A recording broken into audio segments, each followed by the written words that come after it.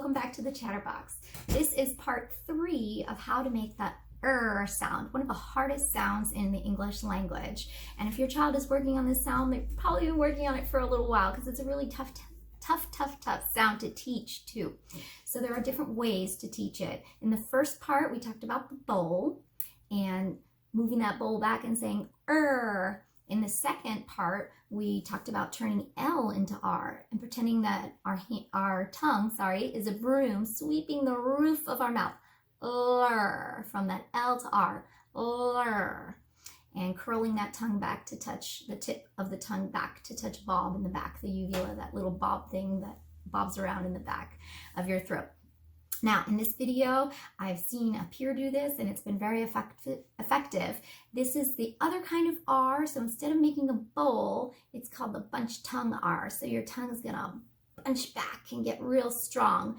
And we're not taking the front of the tongue and making that bowl and curling back, but the whole tongue is gonna slide back and bunch up, kind of like we do with G, except now we're going grrr. So the back of the tongue has to get up for the G. So that's why I'll usually do this when we practice this R. I'll usually do it with a K or a G, because that way the back of the tongue's already up and strong, and now we gotta pull back the whole tongue. Grrr, real strong.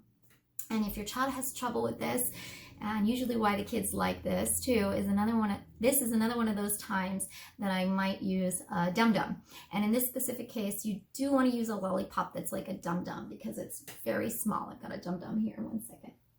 So any lollipop that's really small like this, but is round shaped. We don't want a flat lollipop like we did with our K and G to push the tongue down.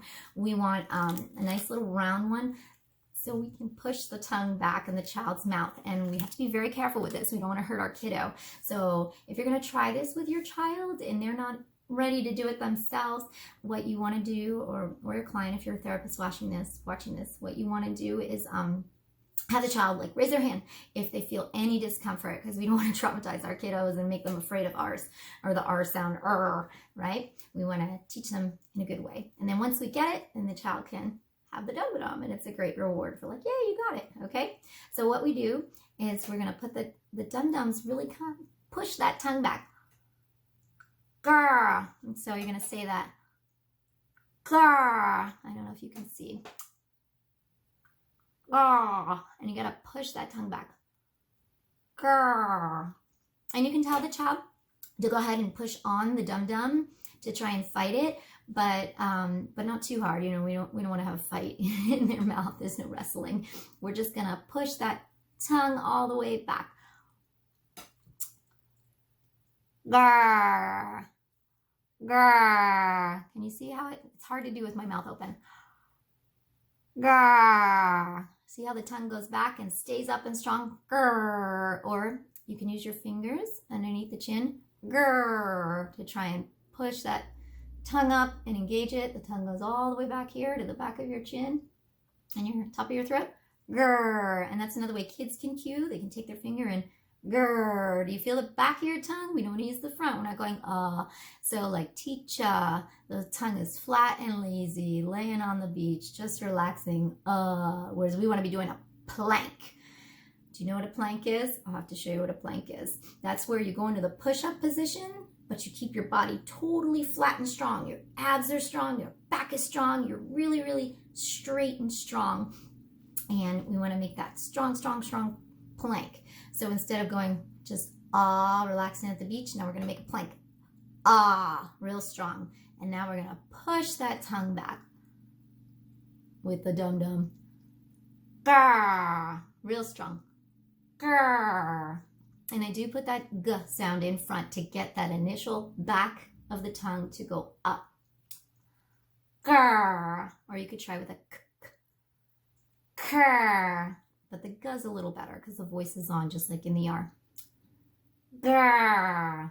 And then once they get it, we can try it in add some other sounds and make it to words. Green, great, grow, grr. And we can do it with the cry, crown. Okay, try that out. Let me know how it goes. Your kids will like the dum-dums, but again, you want to be You want to use pressure, but you want to be gentle. You don't want to hurt them. And remind your kid to raise their hand if they're feeling any discomfort, might trigger a gag.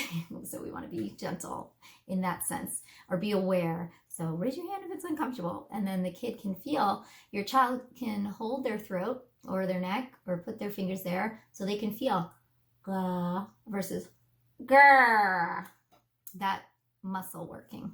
Okay, try that out again. Let me know how it goes, and I'll leave you to chat.